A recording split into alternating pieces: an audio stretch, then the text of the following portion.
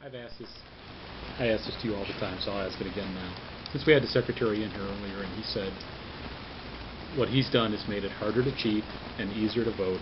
Ohio has more voting days than many other states, more opportunities to cast ballots.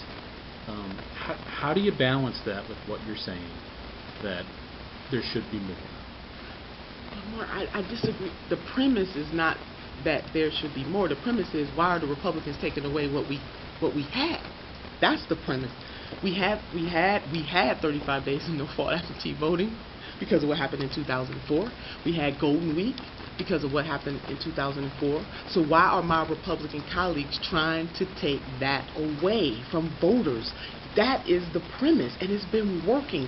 And you don't get more people to vote by taking away those opportunities.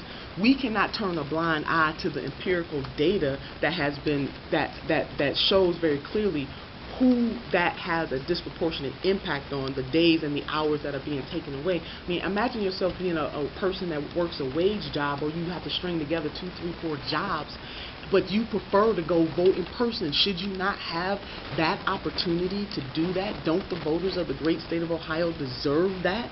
So I argue they are asking the wrong question. They are approaching this from the wrong way.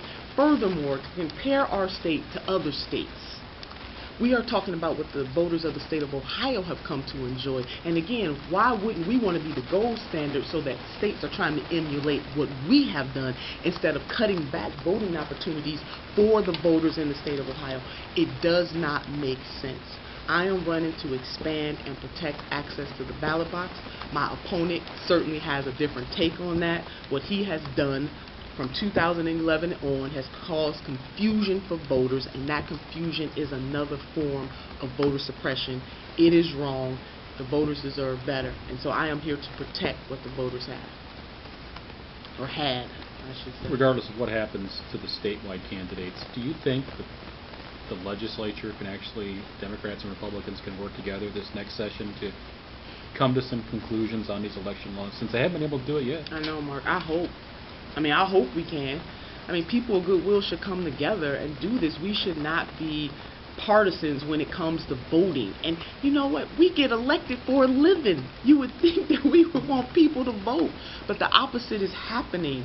Again, if we may disagree on certain points of it, but why can't we just agree that we're going to keep things, at least minimally the way they are for now? And I hope there comes a time when Ohio's population is not stagnant. I hope there comes a time when we do have 8 million people, the almost 8 million registered voters voting, and we're having a whole nother conversation about how we need more time because we have so many people trying to vote. To me, that should be the premise that a Secretary of State takes, and that should be the premise that the legislature takes. But to just randomly, out of nowhere, try to take away opportunities for the ballot box, to cause all of this confusion for no other reason but for partisan gain, it doesn't make sense to me, and the voters deserve better. I'm just curious, are you midway through your Senate term, or? I'm up. I'm going all the way. I am up for reelection, and I had to pick one or the other. I don't get the chances that some of my colleagues have in the Congress. But no, my Senate seat is up at the same time that I'm running for this office. I was eligible to run for one more term, but running this race was so important to me that I decided to take this risk. And I do that. I mean, many of you may remember in Cuyahoga County when we were going through our reform, just to show you that, I am a fighter for what I believe in. And I fought for county reform. I was one of the reformers, and I fought that battle against members of my own party in Cuyahoga County, if you may remember, and I took a lot of heat for that. So, I do what I believe is in the best interest of the people, and that's why I'm running right now, to do what is in the best interest of the people. And I have not been, the franchise is important, and those of us who run should have to compete, and we should compete fairly, and we shouldn't try to rig the system for our political party. So I'm pro-voter all the way, and I'm not going to do anything in that office that benefits my party at the expense of people who are Republicans, at the expense of people who are Libertarians, or expense of people who are independents. I think if you're pro-voter, you got to go out, you got to have a platform, not a platform, you have to operate in a way that says that. And so that is why I am for the hours that we have right now, and I do again hope to see a day where we will have to increase those hours because we have so many voters. Anybody else? Anything else you want to add? I think we're at the end of our time. Oh, thank you. I really did enjoy this, and thank you for the opportunity to be here with you.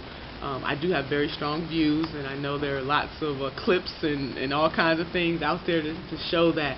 But, you know, I really am for working class men and women in this state and middle class people, and I do understand from experience what it means to try to struggle to make it, being a first generation college graduate, having a mother who died at a very young age, and I was 22 years old when my mother died. At the age of 42 years old, my youngest sister was 12, and my mother had nothing.